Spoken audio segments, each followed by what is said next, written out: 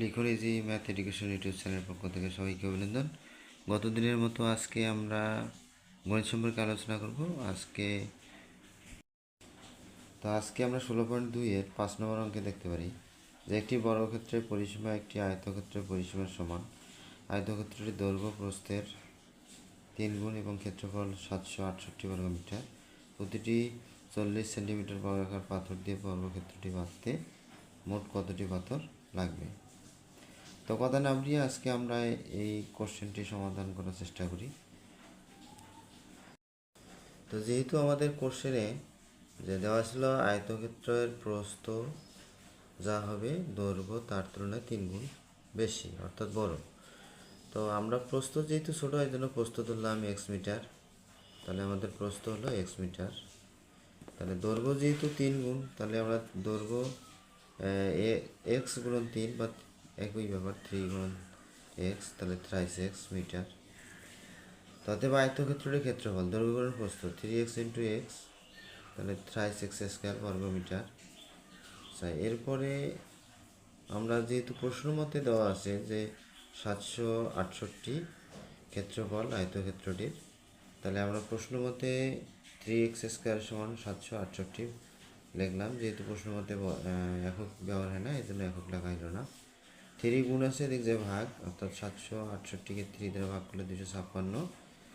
এখন যেহেতু আমার এখানে মূল টার্গেট হলো এক্স অর্থাৎ প্রস্থ যদি আমরা বাইর করতে পারি তাহলে আমাদের দৈর্ঘ্যের মান বাইরে হবে, তাই আমরা এক্স রাখলাম। স্কোয়ারটা এদিক রুট অথবা উভয় পাশে বর্গমূল করলে স্কোয়ার রুট কাটা এক্স আর 256 বর্গমূল করলে 16 হবে। তাহলে আমাদের এক্সের মান যেহেতু 16, তার অর্থ দাঁড়ালো প্রস্থ 16 মিটার। এখন আমরা আবার বি অংশে দেখতে পাই যে আয়তক্ষেত্রের প্রস্থ 16 মিটার, আয়তক্ষেত্রের দৈর্ঘ্য তাহলে হবে 3x।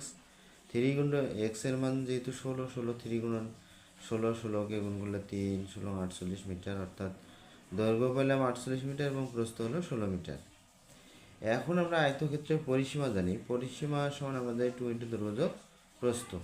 তাহলে 2 লিখলাম, দৈর্ঘ্যের মান হলো 48, প্রস্থ হলো আমাদের 16, 48 এবং 16 যোগ করলে 64, তার অর্থ দাঁড়াচ্ছে 64কে 2 দিয়ে গুণ করলে 128 মিটার।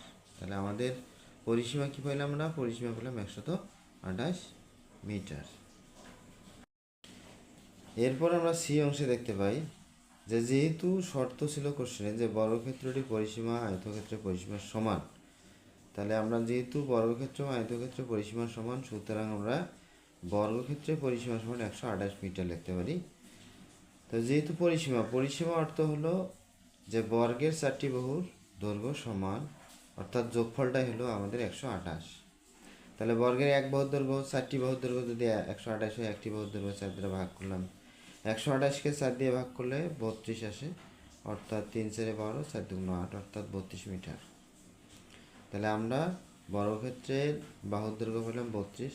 তাহলে বর্গক্ষেত্রের বাহুর দৈর্ঘ্য যেহেতু 32, তাহলে বর্গক্ষেত্রের ক্ষেত্রফল আসবে 32 গুণন 32, অর্থাৎ বাহু গুণন বাহু।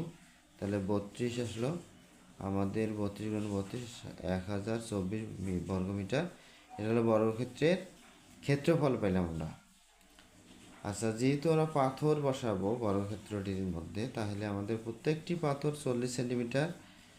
তা আমরা 40 সেন্টিমিটারকে মিটার করব, যেহেতু আমার এখানে মিটার আছে বিধায় আমি সেন্টিমিটারকে মিটার করলাম।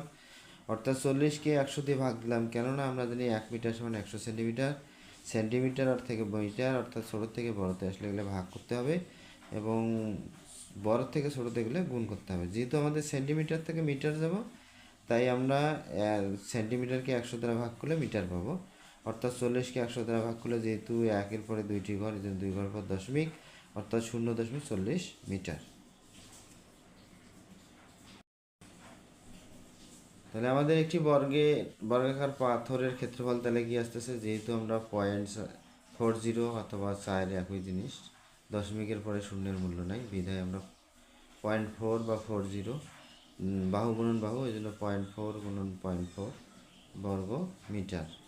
তাহলে গুণগুলো 4 4 16, যেহেতু এক ঘর 2 ঘর, তাহলে 2 ঘর পর দশমিক বর্গ মিটার। আচ্ছা, এরপরে বর্গক্ষেত্রটি বাঁধতে মোট পাথর লাগবে। তাহলে বর্গক্ষেত্রের ক্ষেত্রফল 1024 ভাগ পাথরের ক্ষেত্রফল হলো 0.16।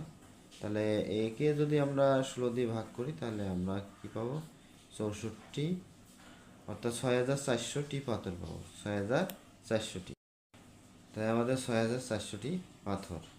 তাহলে মোট পাথরের টুকরা লাগবে 6400টি পাথর লাগবে। তো আমাদের এখানে 1024 ভাগ হলো 0.16। তো এখানে 6400 কীভাবে আসে বিষয়টি একটু আমরা আলোচনা করি। তো আমাদের এখানে আমরা ক্যালকুলেটর দিয়ে কিন্তু অতি সহজেই এটা ভাগ করলেই অ্যান্সার বের করতে পারবো। বাট ক্যালকুলেটর ছাড়া আমরা কীভাবে বুঝবো যে এটা আমাদের 6400টি পাথর লাগবে বাইরে হবে? তো বিষয়টি একটু রাফ করি, যে দেখা যায় 1024 ভাগ 0.16, তাহলে যেহেতু ভাগ দাঁড়িয়ে দিলাম, এরপরে আমাদের নিচে যেহেতু দশমিক, তাহলে দশমিক উঠে দিয়ে উপরে 1, 2 ঘর ছিল, 2টা শূন্য। তাহলে আমরা কি হলো, নিচে দশমিক উঠাই গেলে উপরে গুণ, আর উপরে যদি উঠাই দিই তাহলে নিচে ভাগ। তাহলে আমরা 16 দ্বারা, অর্থাৎ 16কে ভাগ করলে 1 আসবে। তাহলে আমরা 16 দ্বারা 102কে নেই, 16 দ্বারা 200, 6 16 96। তাহলে আমাদের কত থাকলো? 102 থেকে 96 বাদ গেলে আমাদের 6 থাকতেছে।